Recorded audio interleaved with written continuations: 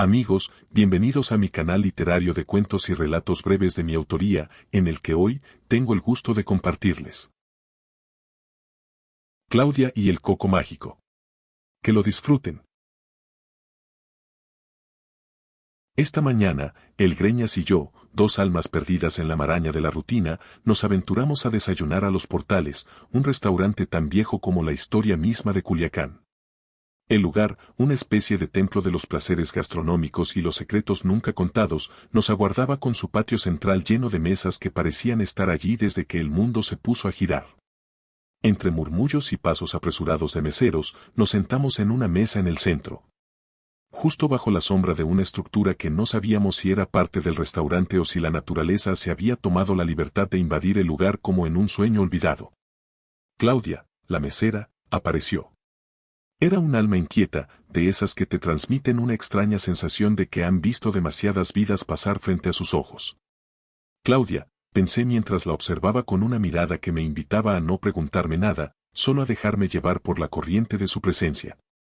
Ella llevaba ya más de 17 años trabajando en ese lugar, según nos dijo, aunque nadie podía asegurar si los años que mencionaba eran realmente los suyos o los de una leyenda que se había instalado en su cuerpo como un tatuaje invisible.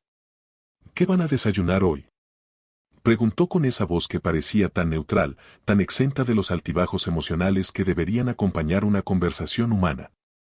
Hígado encebollado, respondió el Greñas, haciendo un gesto con la mano que indicaba que no le importaba lo que había en el menú.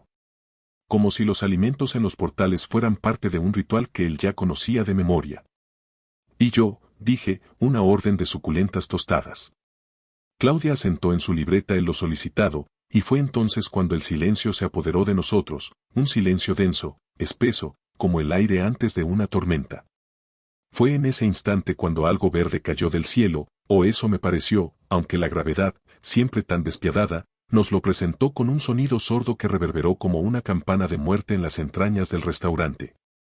El golpe fue tan fuerte que pensé que todo el lugar iba a desmoronarse, pero no, los ladrillos y las columnas seguían allí, impasibles, mientras el objeto verde, que yo juraba era un mango, reposaba en el suelo como un presagio. «¡Un mango!», exclamé, señalando el objeto caído.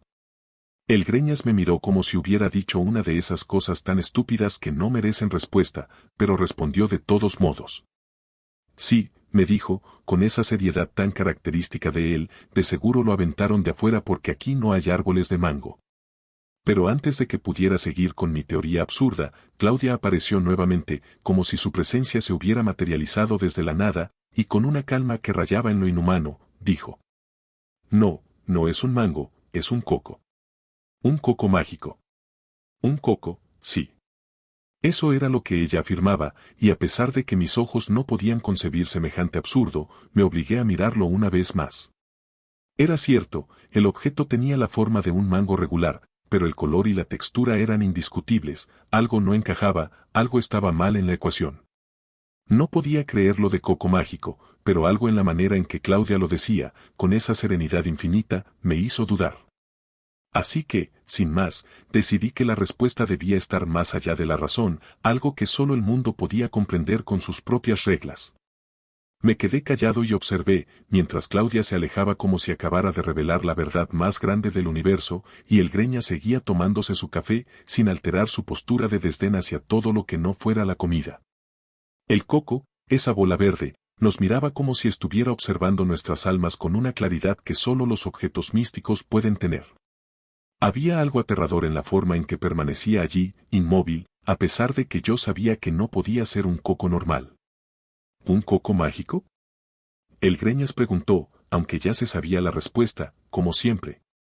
Él sabía todo, o eso decía, como si la vida fuera un libro abierto ante sus ojos.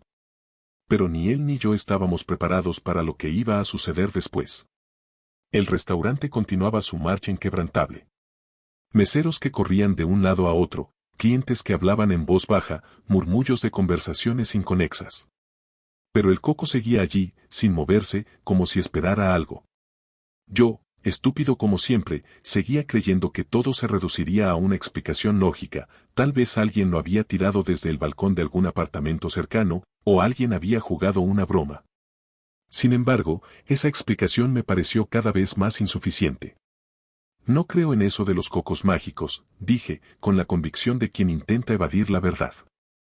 Pues tendrías que creerlo, dijo Claudia, interrumpiéndome, mientras recogía el objeto sin el menor gesto de sorpresa, como si la situación fuera lo más común del mundo. Este es un coco que solo aparece cuando alguien está a punto de cambiar su vida para siempre. Cuando la magia es necesaria. Un coco como este aparece solo una vez en la vida de cada persona. El Greñas, que no tenía ni idea de lo que estaba pasando, se rió entre dientes, una risa sarcástica, pero sus ojos no podían esconder la inquietud. Claudia, por otro lado, parecía hablar como si fuera la narradora de una leyenda ancestral, como si todo aquello fuera más real que lo que veía. ¿Cambiar mi vida? La pregunta salió de mi boca como una explosión de incredulidad. Sí, respondió ella, sin mirar atrás, ya a punto de desaparecer por entre las puertas de la cocina. Este coco te está esperando. Ya no hay marcha atrás. Y con esas palabras, Claudia se desvaneció, dejándonos a mí y al Greñas atrapados en un torbellino de dudas. Esa mañana, después de haber dejado los portales, me quedé pensando en las palabras de Claudia. A medida que avanzaba por las calles de Culiacán, el coco seguía rondando en mi mente, como una sombra que no se desvanecía. Cada vez que intentaba racionalizar lo que había sucedido, algo dentro de mí se oponía. ¿Cómo podía una fruta de repente tomar tal importancia en mi vida? El Greñas, por supuesto, se burlaba de mí. Estás paranoico, ya sabes, dijo, mientras caminábamos por el pasillo de los boleros bajo las sombras de los árboles que lo bordean, como si el mundo mismo fuera un filtro de desesperación. No te dejes influenciar por lo que dijo Claudia. Pero algo me decía que no podía ignorar lo que había vivido, como si un hechizo invisible hubiera sido lanzado sobre mí. Me tocaba, me cercaba, me atrapaba. De repente, un ruido retumbó desde el cielo, como si el mundo entero hubiera decidido liberarse de alguna pesadilla olvidada. Miré hacia arriba y vi, en el cielo un par de luces que no eran estrellas, ni aviones ni drones. ¿Eran cocos mágicos? No, no podía ser, ¿o sí? Entonces, sin previo aviso, una lluvia de cocos mágicos cayó sobre Culiacán y el Greñas y yo, como dos tontos atrapados en una tormenta de realidad y magia, comenzamos a correr. Pero algo en mi interior me decía que esto era solo el comienzo. Corrimos a refugiarnos. El Greñas, con su expresión de eternamente escéptico, estaba cubriéndose la cabeza con un periódico arrugado que, de tan viejo, ya parecía pertenecer a otro tiempo. Yo, en cambio, me había refugiado en una silla de madera de los boleros que parecía susurrar en voz baja las historias de todas las almas que, antes que nosotros, se habían cruzado por allí. Los cocos continuaban cayendo del cielo, uno tras otro, en una danza macabra, un parpadeo de la realidad misma, como si el universo estuviera jugando su último juego con nosotros, y nosotros, condenados a la rutina. Éramos los tontos que no sabían las reglas. Esto es una locura, dijo el Greñas, sin levantar la vista de su periódico. ¿Qué clase de maldición es esta? Yo no sabía qué responder.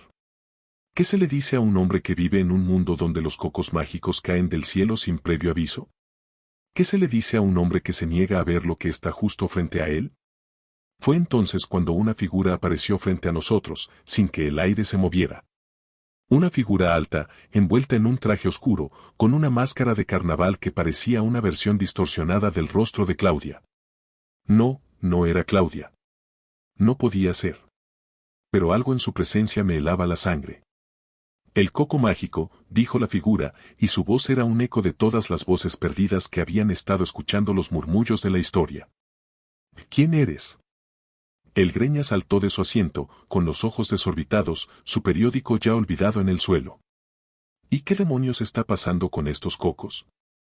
La figura, con un gesto de desgano que parecía de un actor en el peor de los escenarios, levantó una mano y la lluvia de cocos mágicos cesó instantáneamente. Todo se volvió tranquilo, tan tranquilo que hasta los grillos se quedaron en suspenso, como si no se atrevieran a cantar.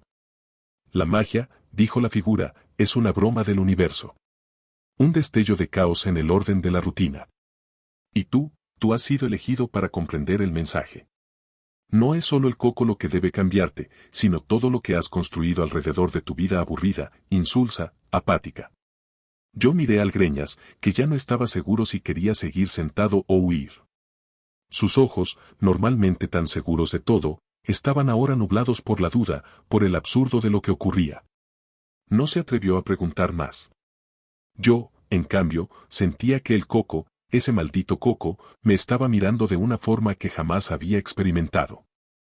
Pero, ¿qué se supone que debo hacer? Murmuré, mi voz apenas audible, como si no quisiera saber la respuesta. La figura caminó lentamente hacia nosotros, con pasos ceremoniosos, y luego se agachó. Con una precisión que solo un dios de la destrucción podría tener, tocó el coco que reposaba a mis pies. El objeto, que antes parecía tan inerte, comenzó a vibrar, a pulsar con una energía extraña que ni el Greñas ni yo podíamos comprender. Este no es un coco normal. Este es el coco de la revelación, el que muestra lo que está detrás de lo obvio, de lo que está escondido en las sombras del alma.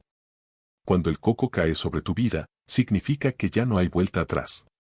La pregunta es, ¿estás dispuesto a conocer la verdad?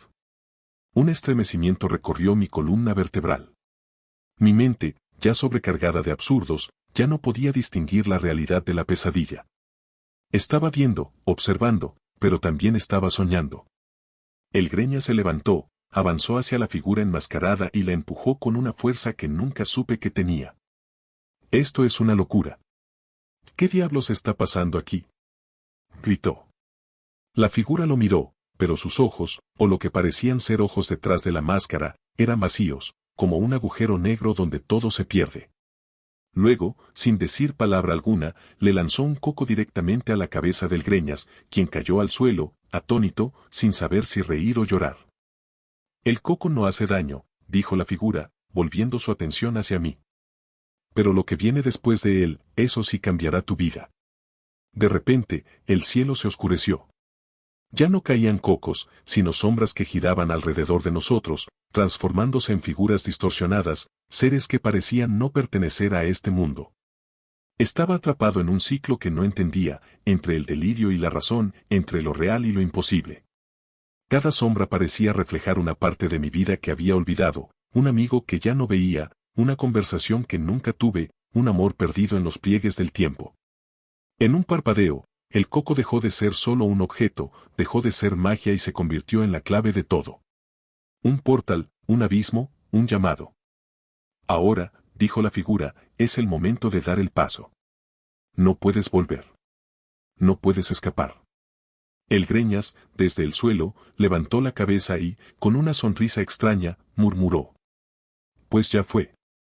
Y entonces, como si un interruptor invisible se activara, todo se deshizo. La figura desapareció. Los cocos se desintegraron. El restaurante, los portales, ya no era más que una mancha en mi memoria. El Greñas se levantó del suelo, no con la gracia de un hombre que sabe lo que ha ocurrido, sino con la simpleza de alguien que ha dejado que el caos se lo lleve todo. Vamos, dijo él, con una mirada vacía, vámonos a casa.